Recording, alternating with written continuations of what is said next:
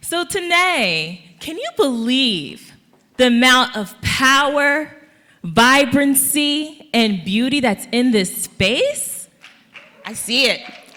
And actually the lights came up a little bit, so I can see you a little bit. I can believe it, Amanda. Power is an interesting word, and as we were preparing, we thought about what does this really mean?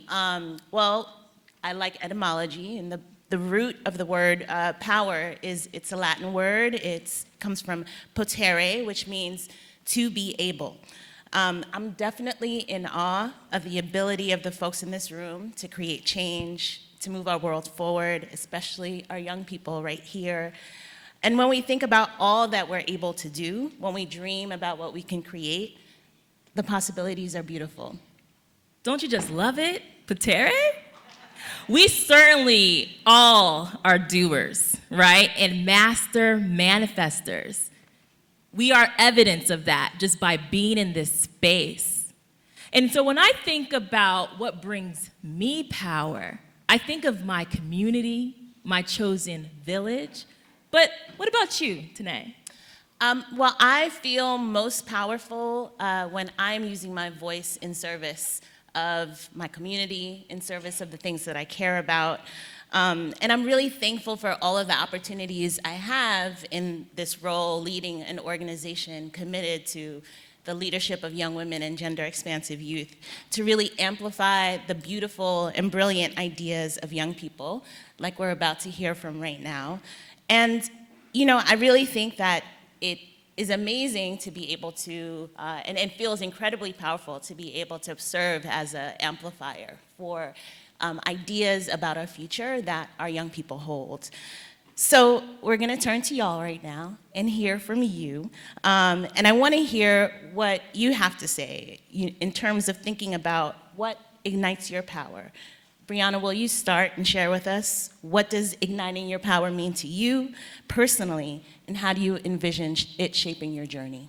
Right, so hi, I'm Brianna, and I would say igniting your power to me means tapping into my inner strengths and passion to pursue goals and create a positive outcome. I would say it's about embracing obstacles with resilience, and also bringing in change and adapting to change. I ignited my power when I used my voice to advocate for 16-year-olds and 17-year-olds to vote in Newark board elections. Yes. Yes. And I would say this would later on lead me to a great path in life by envisioning me and empowering me to advocate for what I believe in as a young Black woman, and also living with purpose and good intentions. Ashe. Zainab, what about you? What does igniting your power mean to you? Igniting your power to me means recognizing your greatness, but also being able to acknowledge where you fall short. And I think that happens when we realize that we're great. We realize that we're great, but we're also not perfect. So I think that happens when we step into our power. It really takes place when we take the initiative to be vulnerable, and we seek the help that we need to be better, but not just for ourselves, but to come out better and to better other people and help other people be great as well. Yes. My journey stepping into my power happened when I decided to be vulnerable about my situations that I was going through in high school. I envision it shaping my future in a way that allows me to share my experiences and my voice with other people. And I plan on creating a safe space like Sadie Nash gave to me to give to others so their voices can be heard as well. So that's how I envision my future. We're here for it. Raida, what about you? Yes. Hi, everyone. I'm Raida. I'm 16. I go to Morristown Beard School. For me, I'm a scholar athlete, so igniting my power looks different depending on the roles I play. But overall, it's with work ethic, perseverance, resilience, because everything, like you guys said, it gets hard, but not giving up is the most important. For me, and at school, taking my power is taking initiative of my education, going to my teachers if I need help, or planning ahead. I know I have a track meet, I may have to leave school early, like taking the work that I may miss. joining clubs, on the field or on the track. It's more of in practice. You practice how you perform. So for me, if the workout is like a 85% pace, I'm gonna go 100. If it's 100, I'm gonna go 110. And all that work pays off. Everything is gonna happen as long as you have work ethic, perseverance, and just resilience. Oh, yes. Dropping the gems. I'm taking notes. What about you, Princess? My name is Princess Olivia Clark. I'm a junior. I'm 16 at Bard High School Early College, Newark. And I would say that igniting my power means to me is just taking my skills and my experiences and putting that towards my future. For example, I am actually a supervisor at my current job with Mentor Newark called Heritage Hall, and I am in charge of every single high school student that walks into that space. I am quite a short person, 5 foot, almost nothing, and I am looking up to 6 feet tall boys saying, hey, you need to be here on time and make sure you're doing what you're supposed to be doing. Igniting my power is making my presence known and knowing my worth and my, who I am as a person and taking initiative of my future. Okay. Mic dropped. Except we have a few more questions and are so excited to hear more from you all. Zainab, you shared and said that vulnerability can be powerful. And of course, we heard Janae Nelson talk about that this morning as well. Tell us what you mean by that and how being vulnerable has enabled you to really be more powerful. Well, first, I realized that I didn't introduce myself like everyone else. So I am Zainab. I'm 19 years old. I'm currently a college junior. So, Yes.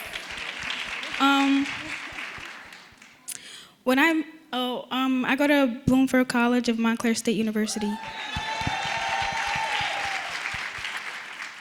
So what I mean by vulnerability can be powerful is coming into a room and laying your cards flat on the table and being your true authentic self. So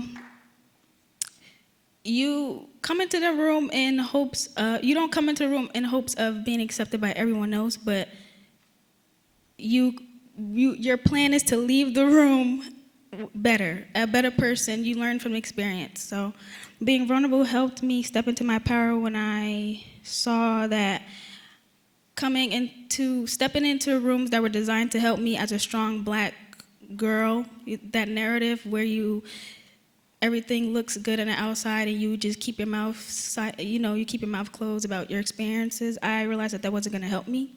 So 9th grade year, I was homeless, and I decided that my first step to being vulnerable was going to my guidance counselor and telling her everything that I was going through.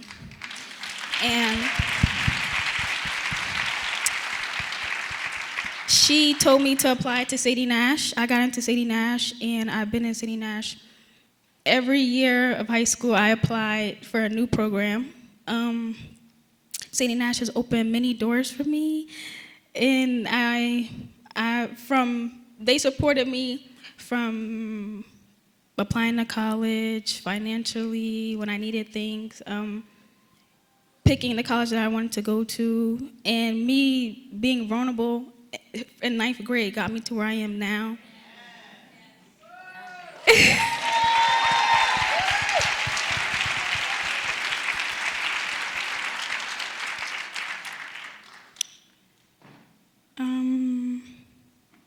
I lost my train of thought. Hey, take your time. And okay, so junior or sophomore year, I had the question about being a leader, and I told the room that I was in at Sadie Nash at the time that for me to be a leader, I wanted to be vulnerable and create spaces where people could share their stories, as I said before. And yeah, I'm just gonna leave it at that. And we look forward to you creating those spaces moving forward. Thank you, Zainab.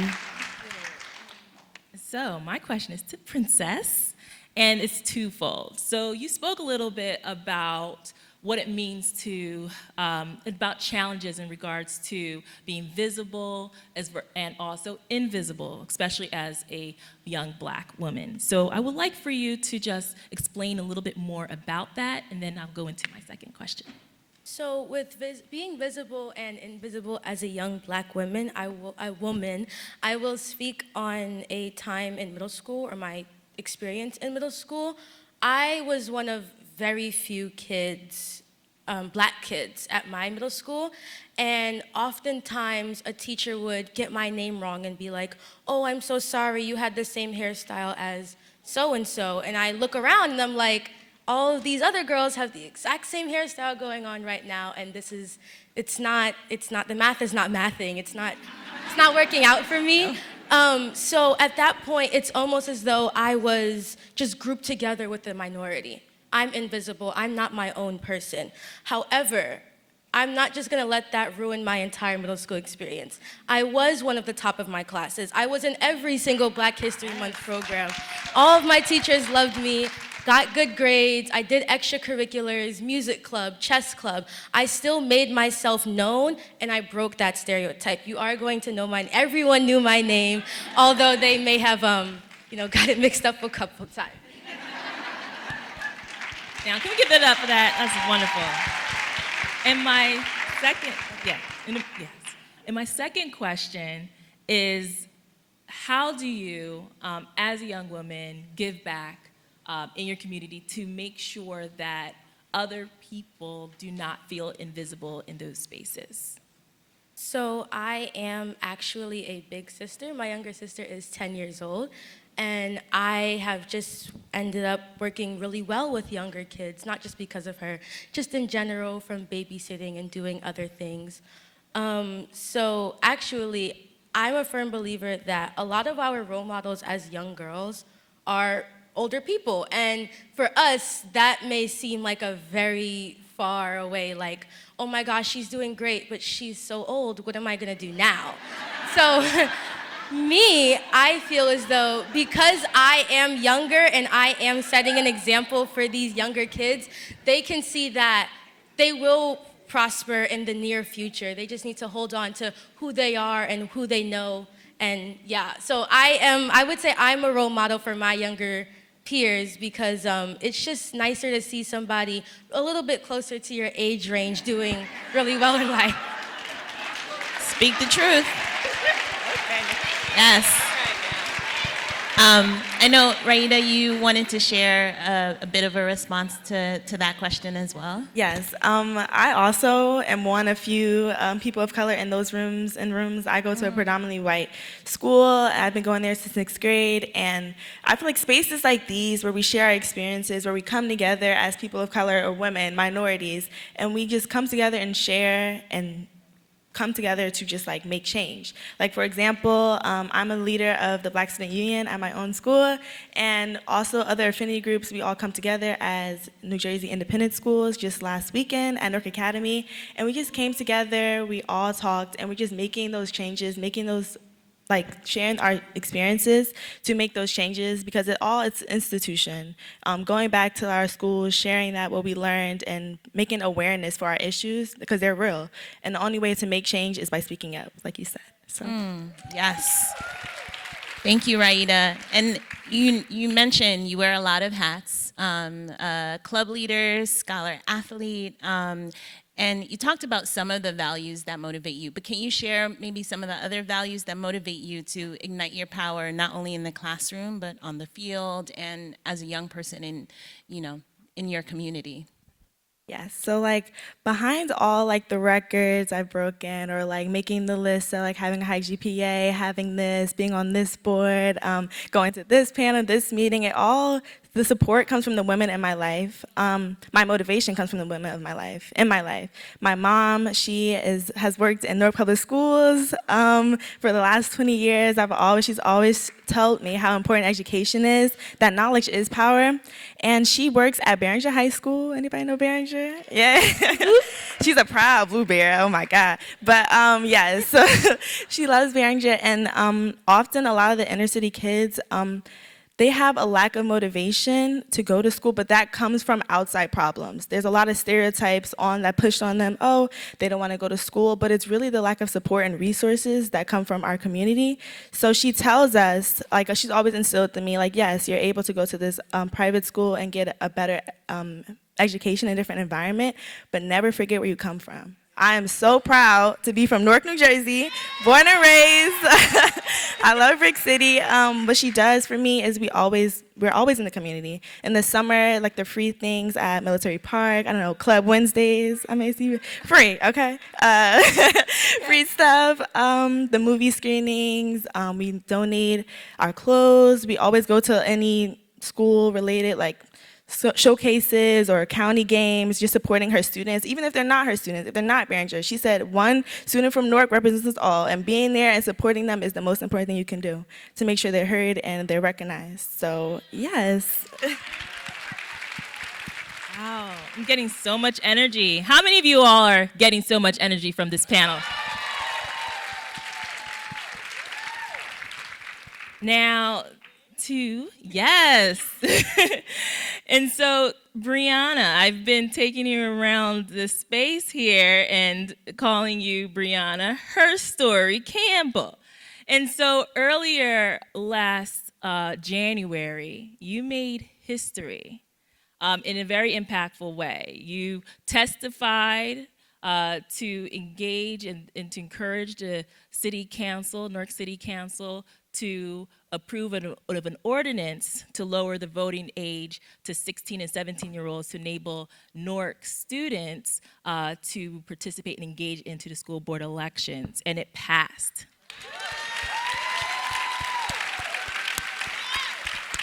And so what I want to ask you is if you can walk us through all of the emotions that you had to either embrace and also try to come to terms with on that day. Can you walk us through into how that impacted you in your life? So I would say it was a mixture of emotions leading up to that moment. At first, when I found out I was going to have to testify at City Hall through the GEM Project Fellows, I was extremely excited and determined as I had an opportunity to make a difference in my community. So with that, I prepared my testimony with passion. I was really passionate about this topic because school board decisions, they make impact us, so I was happy to talk about it in City Hall. But I would say as time approached, I became very nervous and tense because I knew that I was going to be talking to the council members and my words would sway their decision, and that was very daunting to me because I was just like, okay, what if they say something that's like, oh, okay, like I was just nervous about that. But I would say I pushed my doubts and fears aside, and I was able to testify at City Hall, and I was able to advocate for myself and other students in Newark and my peers about this issue at hand. And after that, it was a rush of adrenaline. I felt like powerful because like, okay, I did that. It wasn't that bad after all because I was extremely nervous. So after the ordinance was passed, I would say I was extremely relieved and joyful.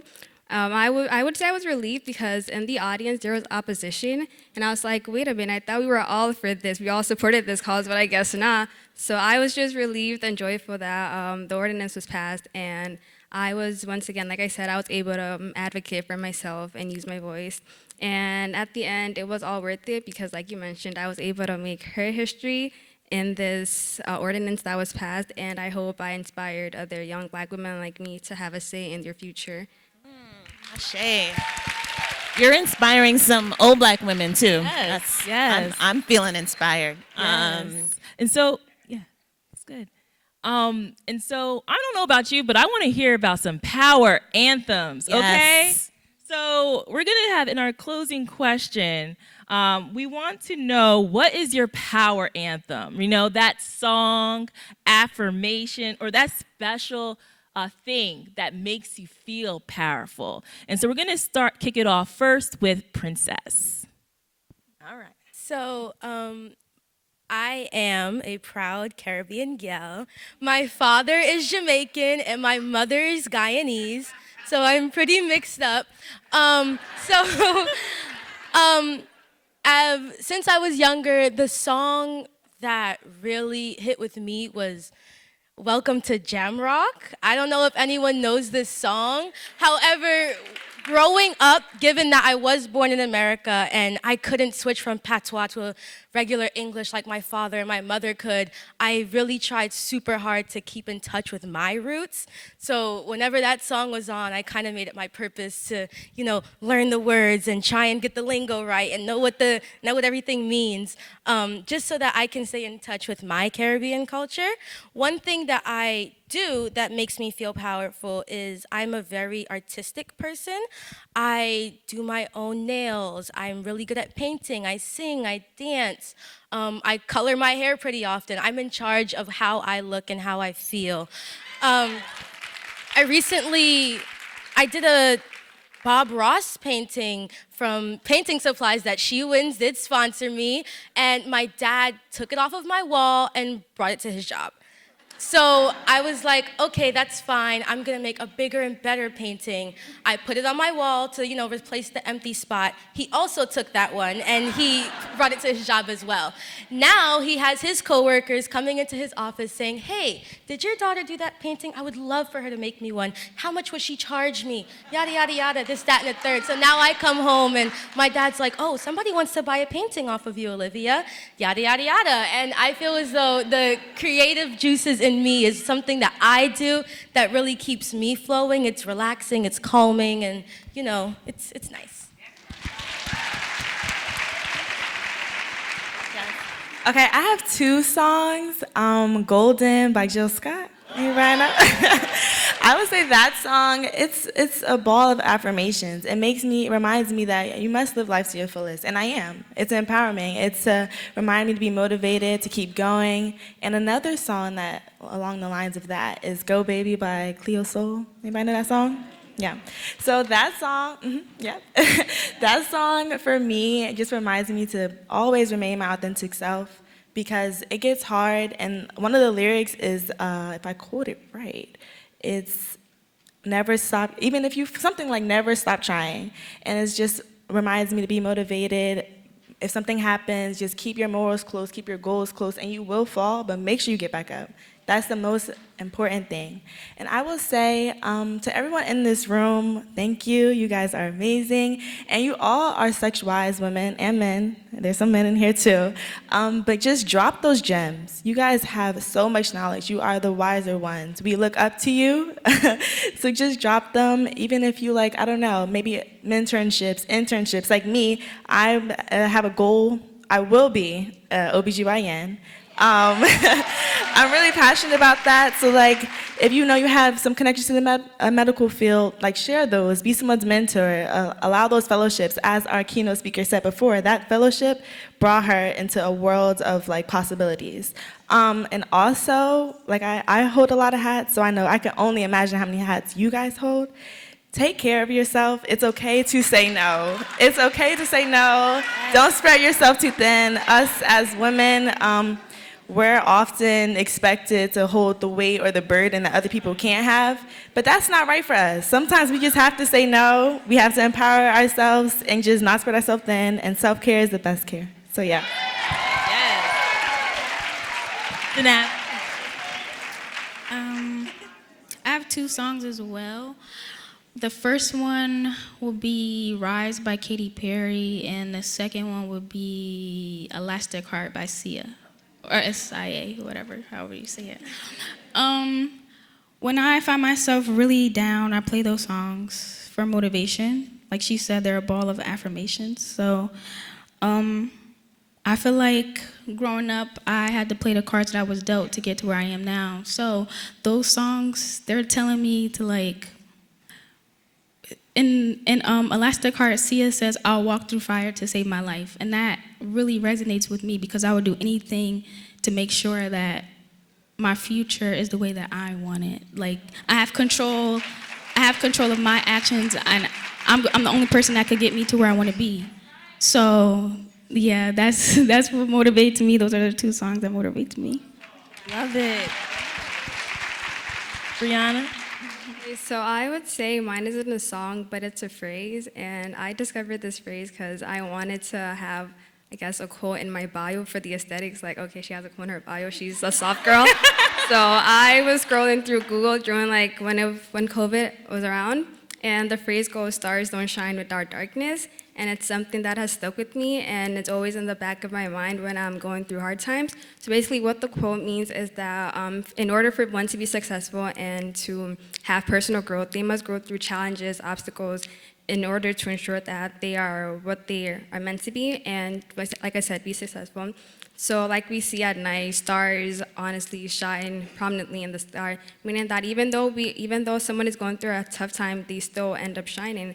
So to me, that means that setbacks and failures shouldn't be something that holds me down, but it should be an opportunity for me to grow and learn as a person.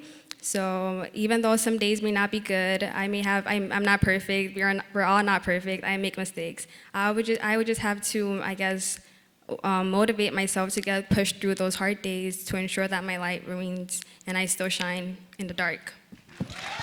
I mean, all the gems. Another amazing round of applause for these amazing young people.